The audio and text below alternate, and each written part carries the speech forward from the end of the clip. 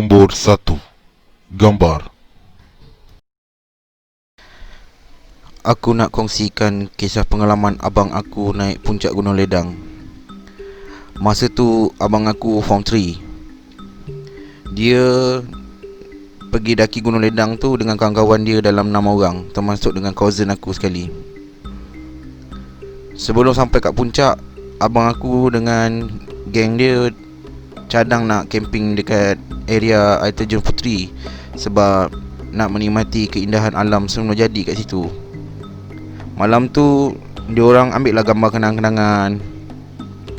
Masa nak ambil gambar, kawan abang aku yang jadi cameraman masa tu nampak Cik Pon berdiri di belakang kawan-kawan dia, siap peluk lagi.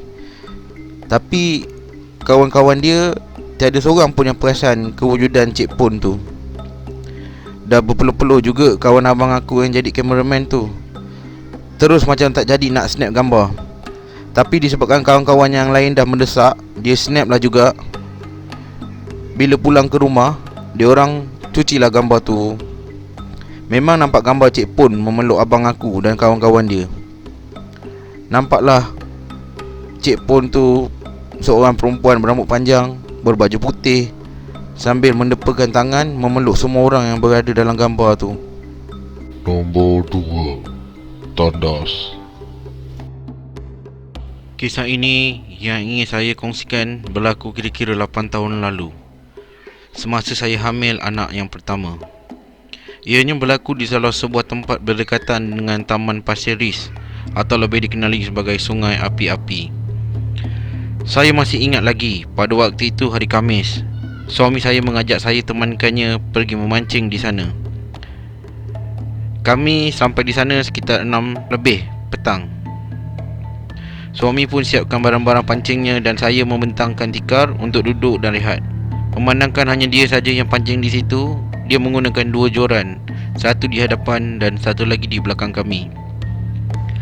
Di sana hanya ada saya, suami dan seorang lagi pakcik yang juga sedang memancing. Waktu pun sudah malam. Tiba-tiba saya terasa ingin membuang air kecil. Jadi saya beritahu suami agar dia temankanlah saya pergi tandas. Tapi suami berkata, kalau kita dua-dua pergi sana, siapa yang nak jaga barang-barang ni? Takkan nak suruh pakcik ni, kita tak kenal dia. Seganlah. Saya balas, habis takkan nak pergi seorang diri? Takutlah sunyi je hari ni. Suami mencelah, habis takkan nak tahan? Saya tak mahu bertekak lalu berkata, okeylah, saya pergi sendiri. Tawakal je lah. Jadi, oleh kerana tak tahan sangat, saya pun pergi sendiri. Tandasnya tak adalah jauh sangat, tapi sunyi. Bila tiba di tandas yang sunyi tu, saya pun tak fikir apa-apa dan terus masuk ke dalam. Terkejut saya, tiba-tiba ada suara seorang makcik bertanya, beraninya engkau seorang diri pergi tandas malam-malam macam ni, tengah mengandung pula tu? Saya menjawab, maaf ya cik, saya ni tengah tak tahan. Saya terus masuk dan melepaskan hajat. Tiba-tiba tergerak hati hendak lihat jam di tangan saya. Baru saya perasan malam itu merupakan malam Jumaat. Sewaktu saya ke tandas tu, jam di tangan menunjukkan pukul 11 lebih. Saya pun terfikir, ada ke makcik bersihkan tandas hari biasa waktu macam ni? Saya mula keluarlah cepat-cepat. Kepala otak dah fikir macam-macam dah masa tu. Apabila saya hendak keluar dari tandas tu, mula-mula tak perasan makcik tu lagi. Alih-alih suara makcik tu berbual dengan saya dengan mengatakan sesuatu. Makcik tu berada di hadapan tandas lelaki dalam keadaan menyangkung. Saya pun bertanya dengan makcik tu, maaf cik, apa tadi makcik cakap? Dia berkata, jalan baik-baik. Saya hanya mampu membalas, yelah, baik, terima kasih. Bulu roma saya semua ternaik. Dengan perut yang berboyak-boyak ni, saya lari macam dikejar dengan anjing gila. Suami ternampak saya lalu tanya kepada saya, kenapa dengan awak ni? Saya hanya diamkan diri. Mungkin rezeki atau kebetulan, hari itu suami dapat banyak juga ikan dan pakcik yang ada bersama kami pun dah pulang. Suami pun menyuruh saya tolong kemas barang dan balik. Semua ikan-ikan yang ditangkap pada hari tersebut dibuang balik ke dalam air semula. Kami terus beredar dari sana.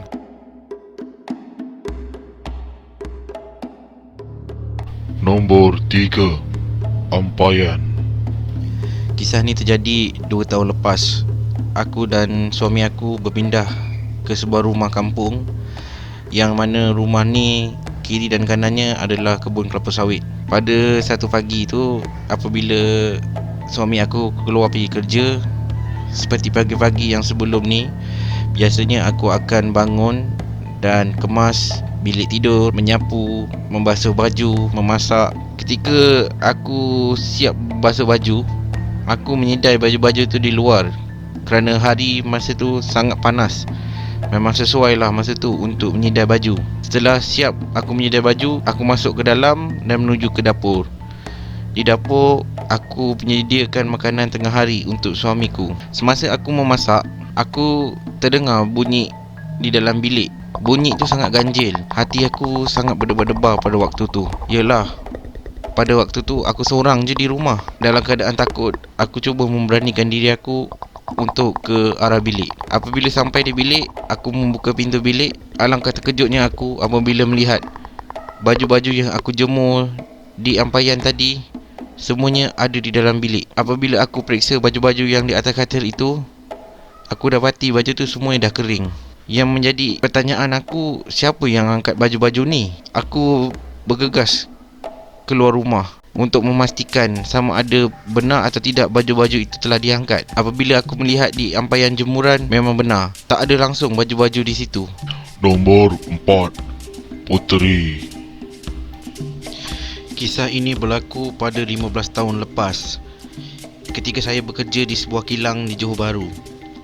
Saya tinggal menyewa rumah bujang yang dekat dengan kawasan kilang tempat kerja saya. Kisah bermula apabila pada satu hari tu, saya keluar pergi beli makan. Masa tu dah lewat malam. Perut saya rasa lapar sangat. Jadi saya keluar seorang diri pergi kedai makan. Saya makan di kedai mamak berhampiran kawasan perumahan saya. Saya duduk makan di situ sehingga jam menunjukkan pukul 1.50 pagi. Memandangkan esok pagi saya harus bekerja, saya pun beredar dari kedai tu dan menunggang motor menuju ke rumah. Semasa dalam perjalanan pulang ke rumah, tiba-tiba hujan lebat. Saya tak ada pilihan lain melainkan berhenti berteduh di hentian bas di tepi jalan. Jam menunjukkan pukul 2.20 pagi. Saya tunggu di hentian bas sehingga hujan berhenti. Di hentian bas tu ada seorang perempuan muda sedang duduk. Bajunya dalam keadaan basah. Saya pun menyapa dia dan memberikan dia baju sejuk saya. Saya tanya pada dia siapa namanya. Lalu dia menjawab namanya Puteri. Saya tanya, buat apa dia duduk seorang diri di bus stop lewat pagi macam ni? Dia pun menjawab, dia baru pulang dari kerja dan tertinggal bas. Selepas hampir 15 minit kami berbual, hujan semakin reda dan ada sebuah bas melalui jalan tu. Puteri pun menahan bas tersebut dan berlalu pergi. Saya sempat bertukar nombor telefon dengannya. Hari pun berganti lalu. Sudah hampir sebulan hubungan saya dan Puteri. Kami semakin rapat. Sehinggakan pada satu hari tu, hampir seminggu saya menelefon Puteri tetapi tidak dapat. Nomornya seperti di luar kawasan. Saya sangat bimbang akan keselamatannya. Jadi saya pun bercadang nak ke kilang tempat Puteri bekerja. Sampai di kilang tersebut, saya berjumpa dengan pengawal keselamatan di pintu masuk. Saya memaklumkan padanya mengenai Puteri. Saya menunjukkan gambar Puteri padanya. Tetapi alangkah terkejutnya saya. Pengawal keselamatan tersebut memaklumkan pada saya Puteri sudah meninggal dalam kemalangan 3 tahun lepas sewaktu pulang dari kerja. Puteri telah dilanggar sebuah bas ketika melintasi jalan. Saya seolah-olah tidak percaya dengan jawapan tersebut. Habis selama ni saya berhubung dengan siapa? Selama sebulan pula tu. Pengawal tersebut memberikan saya alamat rumah Puteri. Saya mengambil keputusan untuk ke rumahnya. Di sana saya telah bertemu dengan ibu bapa Puteri. Memang sah, Puteri telah meninggal dunia 3 tahun lepas dalam kemalangan. Sehingga kini, peristiwa ini masih menghantui hidup saya. Siapakah puteri yang saya jumpa pada malam tu dan yang selalu saya berborak di telefon? Siapa? Siapa dia? Nombor 5, hotel. Nama saya Azam. Saya tinggal di Johor Bahru. Isteri saya telah hamil anak sulung kami. Alangkah gembiranya hati saya. Menurut isteri saya, dia hendak berpantang di rumah ibu bapanya di Terengganu. Saya menurutkan saja. 9 bulan telah berlalu. Isteri saya telah selamat melahirkan anak. Kami dapat anak lelaki. Sungguh gembira hati saya. Seperti yang dijanjikan, saya telah menghantar isteri saya pulang ke Terengganu untuk dia berpantang di rumah ibu bapanya. Dan saya telah pulang semula ke Johor untuk meneruskan kerja saya. Saya telah berjanji padanya, minggu hadapan pada hari cuti saya akan datang ke Terengganu untuk melihatnya. Seminggu telah berlalu. Saya pun bersiap-siap untuk meneruskan perjalanan menuju ke Terengganu. Saya bertolak agak lewat sikit pada masa itu, lebih kurang jam 9 malam. Memandangkan saya habis kerja pada pukul 6 petang. Ketika di dalam perjalanan ke Terengganu, mata saya sangatlah mengantuk. Jadi saya mengambil keputusan untuk berhenti di Kuantan dan bermalam saja di sana. Pada zaman ni masih belum ada aplikasi OYO atau sewaktu dengannya untuk memudahkan saya mencari hotel. Jadi banyak juga hotel yang saya masuk untuk bertanyakan bilik kosong. Hampir 6 hotel telah saya pergi. Semuanya penuh. Memandangkan pada hari itu hari Jumaat malam Sabtu, hari cuti pula tu. Jadi saya teruskan usaha untuk mencari hotel. Semasa di dalam perjalanan, saya terpandang ada satu hotel di tepi jalan. Kawasan itu agak sunyi. Jadi saya pun mengambil keputusan untuk mencuba menanyakan bilik di hotel tersebut. Setibanya di lobi, saya memaklumkan kepada pekerja yang di kaunter mengenai bilik kosong. Pekerja tersebut memaklumkan kepada saya nasib saya sungguh baik kerana ada satu bilik kosong. Memandangkan hari ini hari cuti, banyak bilik telah penuh. Jadi tanpa membuang masa, saya pun menempah bilik tersebut. Memandangkan waktu telah lewat malam dan mata saya sangat mengantuk. Esok pagi saya dah nak bertolak semula ke Terengganu. Jadi saya pun memasuki bilik tersebut. Semasa nak memasuki bilik tersebut, ketika saya membuka kunci, saya terpandang bilik sebelah. Daripada lantai bawah pintu, saya perhatikan lampu bilik sebelah kelap-kelip. Saya agak pelik, mengapa lampu sebelah ni kelap-kelip? Tapi saya tidak mengendahkan sangat kerana mungkin pada waktu tu penghuni sebelah atau anaknya bermain-main dengan lampu. Saya pun terus masuk bilik. Setelah selesai membersihkan badan, saya duduk di atas katil dan membuka televisyen. Lebih kurang 10 minit saya menonton televisyen untuk melayankan mata. Tiba-tiba saya terdengar daripada bilik sebelah seperti orang mengerang. Saya sangat terkejut. Apa yang berlaku di sebelah? Tapi saya tidak ambil peduli. Saya pun membaringkan badan dan bersiap untuk tidur. Saya terjaga pada pukul 4 pagi apabila saya terdengar suara perempuan menangis. Suara perempuan itu menangis mendayu-dayu. Apa yang saya dengar, suara perempuan itu menangis mengatakan sakit. Sakit sangat. Saya menjadi pelik. Saya cuba memasang telinga. Ketika suara perempuan itu menangis-nangis, tiba-tiba dinding bilik sebelah telah diketuk. Bunyi ketukan dinding tersebut sangat kuat. Hati saya menjadi tidak tenteram. Kemudian saya mendengar pintu bilik saya diketuk. Saya mendengar ada suara perempuan memanggil-manggil, meminta tolong. Saya membangunkan diri dan menuju ke pintu bilik. Apabila saya membuka pintu bilik, saya lihat di hadapan bilik tidak ada orang.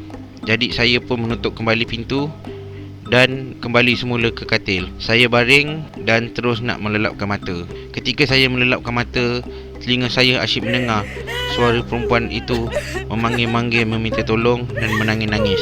Saya tidak mengendahkan sehinggalah saya tertidur nyenyak. Keesokan paginya, saya bangun, mandi-mandi dan bersiap untuk ke Terengganu semula.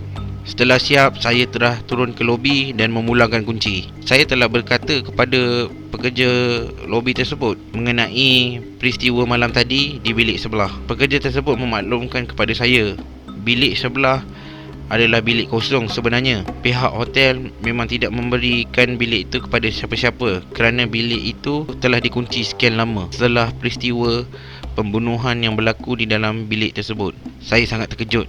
Menurut pekerja tersebut, peristiwa seperti ini sering terjadi kepada penghuni bilik sebelah. Pekerja di sini juga sudah menjadi lali dan biasa dengan peristiwa tersebut. Tanpa berfikir panjang, saya pun berlalu pergi dari hotel tersebut dan saya singgah di sebuah kedai makan untuk bersarapan pagi. Ketika saya bersarapan pagi, saya mengeluarkan telefon dan mencari kisah pembunuhan yang berlaku di hotel tersebut. Hasil daripada carian Google, saya menjumpai keratan akhbar mengenai peristiwa pembunuhan, kisah pembunuhan seorang perempuan yang dibunuh oleh suaminya sendiri.